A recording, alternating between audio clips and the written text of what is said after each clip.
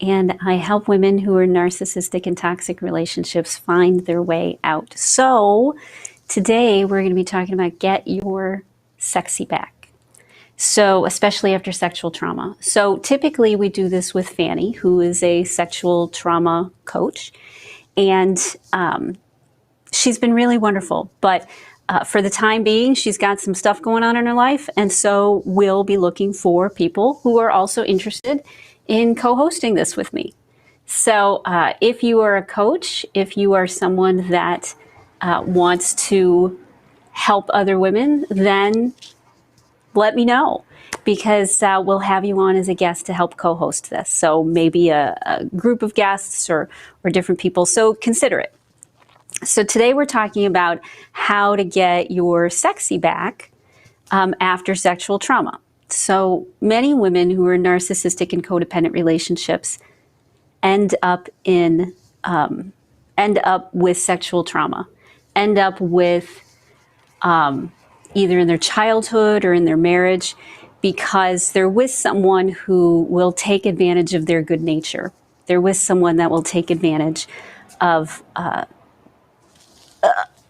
the desire to please, or even of the fear that comes when you feel that pressure. Like, if I just give in, it'll be over and done. If I just give in, if I just tune out, if I just disassociate, then I can get through this and things will stay peaceful. So many women end up with lots of sexual trauma that they then bring into their relationship, and they aren't quite sure how to rewire or reverse what's going on.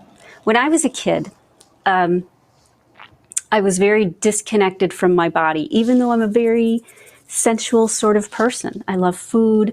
I love the breeze in my hair. I love sunshine on my face. I'm someone who's very, very physical and very sensual. And because of that, it made no sense to me that whenever I thought about getting close to someone, being close to someone, my system would completely freak out. I'd come out of the shower and my husband would have a candle lit and my nervous system would go through the roof. And that happened because, not because of anything he did or didn't do, it's because I was reminded of a time when I felt helpless and I felt like my body wasn't mine and that I didn't have any control over it.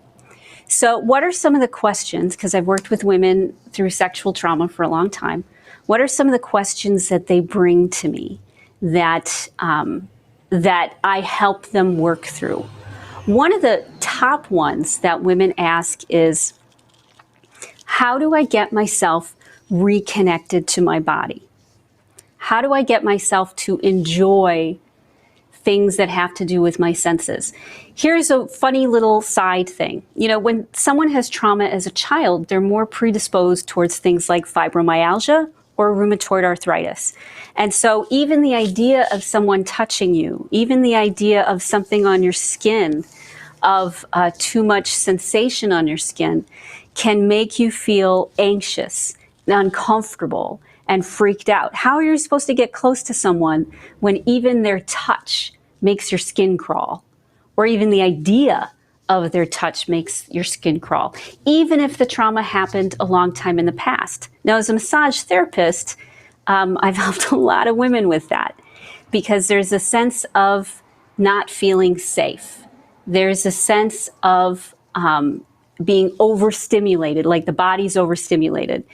And if we'd never learned how to have good communication with someone that we're with, if we never learned how to get comfortable being in our bodies, then you might as well throw your sexy out the window, because sexuality and sexy has a lot to do with feeling sexy. It has a lot to do with being comfortable in your own skin. It has to do with the ability to enjoy the things happening around you, to enjoy touch, to enjoy human connection.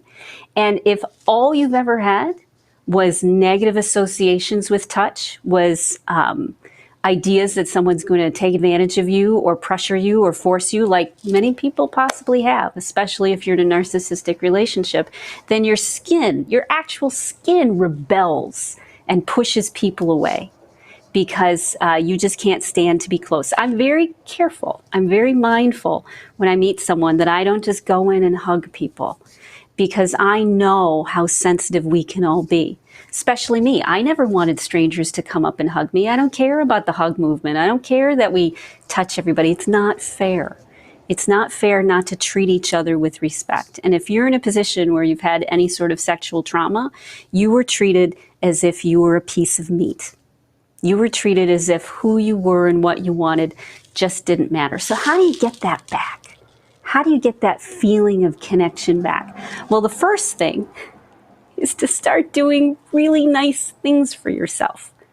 Is to start doing things which make you feel good.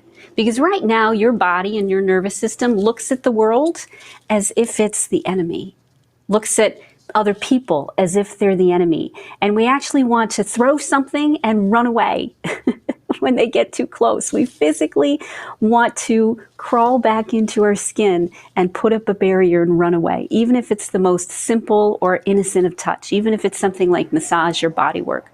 We're so not used to being touched. So it took me a long time.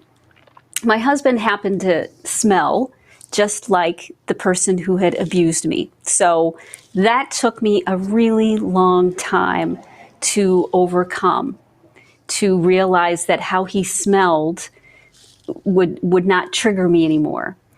And I had to have these loving, positive, nurturing experiences. Now, he wasn't always able to give that because when we met, we were both in our 20s. And, he had his mindset about this is what relationships look like. And I had my mindset about this is what relationships look like. And trauma didn't enter into the picture. When you have trauma, there's a whole nother dynamic, and it's secret and no one talks about it. So you want to get comfortable being in your body. My favorite way are baths. My favorite ways are being out in the sunshine, letting the breeze and the warm sun on my face. In fact, I even got into massage therapy, Asian massage therapy, about 15 years ago now, because the only thing that would make me feel good was when I had something soft or gentle on my skin. I actually had to start changing my skin. And if you've got something like fibromyalgia or something like rheumatoid arthritis, just even the idea of something on your skin can really start to freak you out. So it has to start with being kind. One of my favorite tools is havening. If we need touch, if we need to feel connected, we can touch ourselves. I know that sounds weird, right?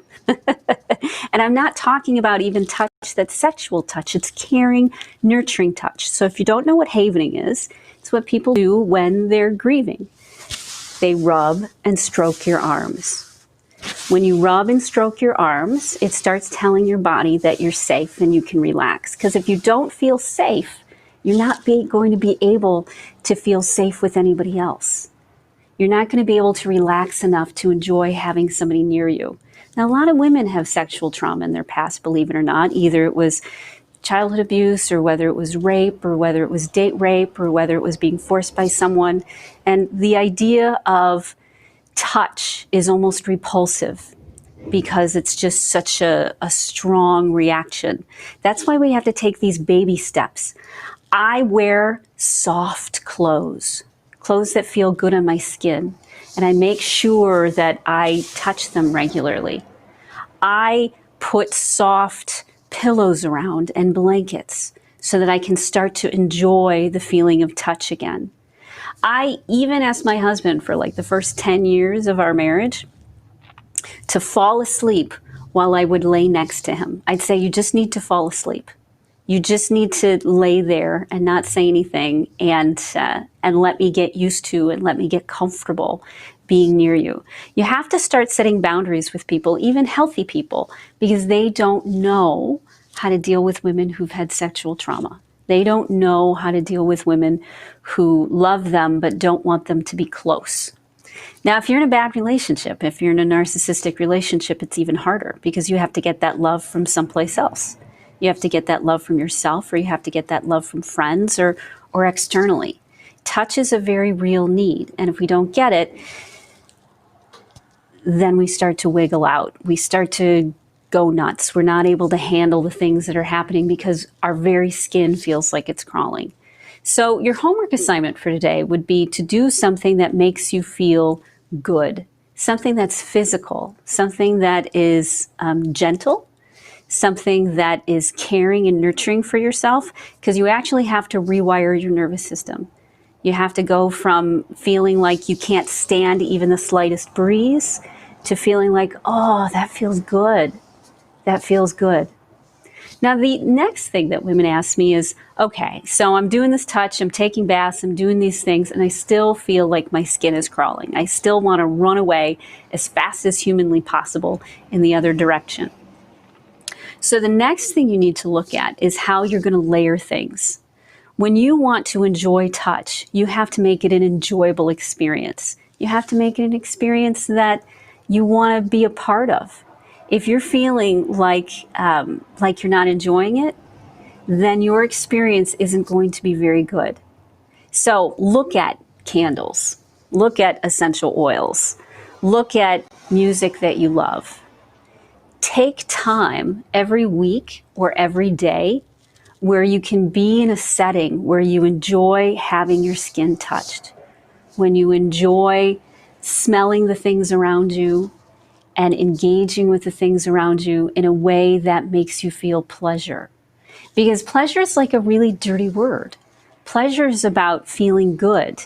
And if you were come from any sort of trauma, then pleasure is like the antithesis of how you feel. You have to rewire your system to enjoy pleasure. It takes a conscious effort. I take time every day where I just enjoy being present in the world, where I just enjoy having things around me, whether it's my colored lights or my beautiful fans or my great camera or the clothes that I wear. It's a conscious effort to start to love yourself. Because when you turn that love around, when you stop reacting to someone who's toxic and you turn that love around, what it does is it nourishes you. If you want to break out of your nervous system going haywire, it starts by feeding and watering and fertilizing and giving sunshine to you. It actually has to be a big mindset. It has to be a big shift in how you live your life, but it's not hard. It's about where you start looking to you and putting what you want first. And when you start doing things that make you feel sexy, that make you feel connected, that your senses love, that the smells you love and the softness of the skin you love, and the visuals you look at you love, and you let yourself have this be a relaxing experience, you get your sexy back. You get who you want to be back, because you're now not cut off from your body. You're now using your body to the full effect. You actually have a brain in your head, and you have a brain in your heart, and you have a brain in your gut. And when we're disconnected, when we're in our head all the time, obsessing and worrying and going round and round like a narcissist tends to do to us, then we're not feeling the beauty and the richness of life. I know you want to. I know you've been a very spiritual human being probably most of your life, but you haven't been able to really enjoy the gifts that we have. The gifts that are always around us, the gift even of breathing, of having the air come in and having the air come out. We're switching you from reacting to what's going on around you, instead to taking all your love and energy and support and giving it to you.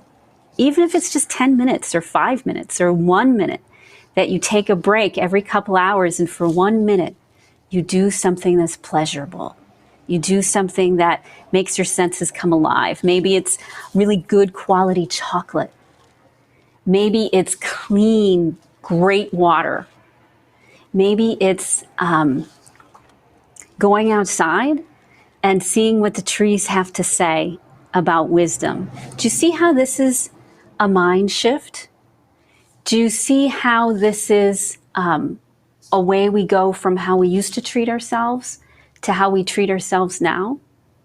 Even when you're in a difficult situation, you can start to turn it around when you focus on how you feel, when you focus on your body. We've spent so much time from the neck up being disconnected and not paying attention because it's too scary to be in our body. And it's time to come back. So you get back in your body by doing things that make you feel good. You get back in your body by surrounding yourself with great sensory sorts of experiences. And once you start, you're never going to want to go back. You're never going to want to go back to where you felt touch-starved and desperate and anxious and frustrated. You never want to go back to that once you start understanding what self-love and self-respect really looks like. Self-love isn't some weird, creepy idea. Self-love is about taking all that love that you've been given to everybody else and to treat yourself with it. To take all those things that maybe a toxic person or narcissistic person has said about how you look or who you are and decide you don't want to live that way anymore. Maybe you've tried a few times already. Maybe you've tried a few times throughout your life to pull back from the brink, to save yourself, but it gets tiring. What's probably been missing is the right support and the right tools. They're out there, and we can help you start to turn that love around towards you. We can start you turning that love around and watching yourself grow. Because when you start using your whole body, not just your head, not just your obsessive thinking, but your whole self, when you start doing that, that's when things change in wild, crazy ways. As in, now you're authentic. Now you stand up to people. Now you have courage. Now you have authenticity. Now you have the ability to walk in the world in a really confident way. When you reclaim your sexuality and you reclaim your health and when you turn that back on yourself again, that's when you move forward. So today's going to be a short Get Your Sexy Back. And I will have a brand new co-host or a different co-host for next week. And we'll get this back on track. So for now, your homework assignment is do something that makes you feel really good. And if you start doing that every day, you'll start to notice that you feel sexier and more loving and more wonderful every second of every day. All right, I'm going to get going. Talk to you.